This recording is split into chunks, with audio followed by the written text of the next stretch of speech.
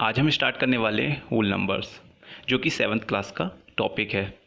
चलिए इस whole number को स्टार्ट करने से पहले सबसे पहले हमें याद करते हैं कि लास्ट ईयर हमने क्या सीखा था। लास्ट ईयर हमने सीखा था नेचुरल नंबर्स के बारे में। अब नेचुरल नंबर्स क्या होते हैं तो आपको याद होगा, आपको बताया गया था कि नेचुरल नंबर्स होते हैं जो 1 से स्टार्ट होते हैं और इन्फिनिटी तक जाते हैं, जैसे 1, 2, 3, 4, मतलब सारे नंबर पॉजिटिव नंबर्स जो होते हैं वो क्या होते हैं, नेचुरल नंबर्स। लेकिन अब हम लोग 7th क्लास में आ गए हैं, तो अब हमें थोड़ा सा उसके आगे पढ़ना है। अब हमारे पास आ गए हैं होल नंबर्स। होल नंबर्स क्या होते हैं बच्चों, जब नेचुरल नंबर्स के आगे जीरो लग जाता है, यानी कि सारे के सारे पॉजिटिव नंबर्स तो हैं ही, उसके साथ साथ जीरो भी अगर आ गया तो ये क्या बन जाएंगे, होल नंबर्स। यानी कि इसकी डेफिनेशन क्या हुई, numbers start from zero and goes to infinity. तो एक बात तो समझ में आ गई कि सभी नेचुरल नंबर्स जो होते हैं वो होल नंबर्स होते हैं। तो पेपर में एक क्वेश्चन आता है, are all natural numbers whole numbers?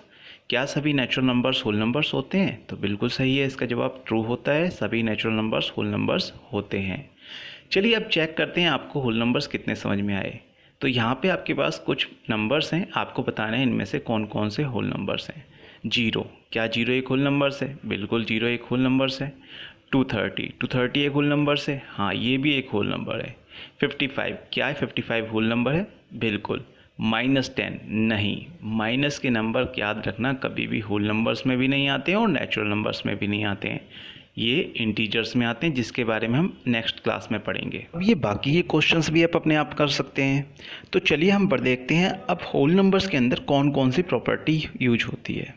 तो यहाँ पे कुछ इंपॉर्टेंट प्रॉपर्टी है मैथमेटिक्स। तो यहाँ पे बेसिकली 3 प्रॉपर्टी आपको पढ़नी है। पहली है competitive property, competitive law, second है एसोसिएटिव लॉ और थर्ड है डिस्ट्रीब्यूटिव लॉ। एक एक करके तीनों के बारे में अच्छे से समझते हैं। तो सबसे पहले हमारे पास है कॉम्पिटेटिव प्रॉपर्टी। कॉम्पिटेटिव प्रॉपर्टी क्या होती है? अब कॉम्पिटेटिव प्रॉपर्टी को समझने के लिए आप इतना समझिए कि अगर कोई दो नंबर है हमारे पास, कोई दो होल नंबर्स की बात कर रहा हूँ, कोई दो होल नंबर है हमारे पास, तो हम उन दोनों को आपस में ऐड कर सकते हैं किसी भी ऑर्डर में, और हम उनको मल्टीप्लाई भी कर सकते हैं किसी भी ऑर्डर में। तो यहाँ पे हमारे पास मल्टीप्लाई में और एडिशन में ये कॉम्पिटेटिव प्रॉपर्टी यूज हो जाती है। तो कैसे करते हैं इसको यूज, यहाँ पे कुछ एग्जांपल्स देखते हैं। तो यहाँ पे हमारे पास पहला एग्जांपल है जिसमें हमें 6 और 3 को ऐड करना है। अब 6 में 3 ऐड करें या 3 में 6 ऐड करें, दोनों ही कंडीशंस में हमारे पास 9 आता है। तो हमारे पास एडिशन के अंदर किसी भी ऑर्डर में हम ऐड करते हैं तो कोई फ़र्क नहीं पड़ता, इसी को बोलते हैं कॉम्पिटेटिव प्रॉपर्टी। अब 12 एंड 13 में भी देख सकते हैं, 12 और 13 को ऐड कर लीजिए या 13 और 12 को ऐड कर लीजिए, दोनों ही कंडीशन में हमें 25 मिल रहा है। सेम याद यही प्रॉपर्टी यूज होती है मल्टीप्लिकेशन में। मल्टीप्लिकेशन में देखेंगे, अगर 2 में 4 मल्टीप्लाई करें या 4 में 2 मल्टीप्लाई करें, दोनों ही में हमें 8 मिलेगा। इसी तरीके से 10 में 8 मल्टीप्लाई करें या 8 में 10 मल्टीप्लाई करें तो ही भी हमें 8 ही मिलेगा। मतलब आप किसी भी 2 होल नंबर्स को आप ट्राई कर सकते हैं या 3 होल नंबर्स को ट्राई कर सकते हैं। आपकी ये एडिशन और मल्टीप्लिकेशन वाले में दोनों में ही ये प्रॉपर्टी वर्क करती है। लेकिन अगर बात करें सब्ट्रैक्शन की, तो सब्ट्रैक्शन में ये वर्क नहीं करेगी, याद रखना इस बात को आप अच्छे से। और ना ही वर्क करेगी ये डिवीजन में, सिर्फ हमें याद रखना है कॉम्पिटेटिव प्रॉपर्टी जो वर्क करती है वो मल्टीप्लिकेशन और एडिशन में करती है। चलिए अब देखते हैं एसोसिएटिव प्रॉपर्टी। एसोसिएटिव प्रॉपर्टी क्या होती है? एसोसिएटिव मतलब किसी भी 2 नंबर को पहले एसोसिएट कर देते हैं। अगर हमारे पास देखें 2 से ज़्यादा नंबर हैं, अब 2 से ज़्यादा नंबर को ऐड करना है, मान लो 3 नंबर है हमारे पास, तो 3 नंबर को एक साथ तो ऐड नहीं करेंगे पहले, किन्हीं 2 नंबर को तो ऐड करेंगे। तो हमारे पास कई सारे ऑर्डर हो सकते हैं, कई सारे तरीके हो सकते हैं। देखो कई बच्चे कैसे कैसे ऐड करते हैं, मैं यहाँ पे आपके पास एग्जांपल दे रहा हूँ। हमें ऐड करना है 2, 6 और 8 को।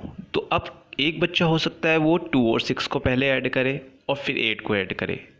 हो सकता है किसी बच्चे ने 6 और 8 को पहले ऐड किया हो और फिर उसके बाद 2 को ऐड किया हो, या फिर हो सकता है किसी बच्चे ने 2 और 8 को ऐड किया हो पहले और देन 6 को ऐड किया हो। तीनों ही कंडीशन में हमारा आंसर सेम ही आता है। इस प्रॉपर्टी को बोलते हैं एसोसिएटिव प्रॉपर्टी, जो कि ये एडिशन में भी यूज होती है और मल्टीप्लिकेशन में, मल्टीप्लाई में भी देख सकते हैं हम लोग। अगर हमें 2 को 6 को और 8 को मल्टीप्लाई करना है तो हमारे पास 3 मेथड हो सकते हैं, 3 तरीके हो सकते हैं और आप किसी भी तरीके से यूज कर सकते हैं, आप इसको मल्टीप्लाई कर सकते हैं।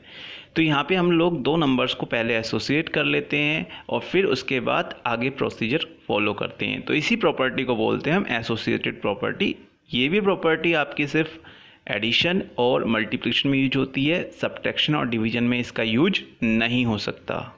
चलिए बढ़ते हैं हम अपनी अगली प्रॉपर्टी के बारे में, जो कि है डिस्ट्रीब्यूटिव प्रॉपर्टी। अब डिस्ट्रीब्यूट का नाम से ही पता चल रहा है, जिसमें हम डिस्ट्रीब्यूट कर देते हैं। तो सीधे हम एग्जांपल्स की तरफ देखते हैं और आपको समझ में आ जाएगा।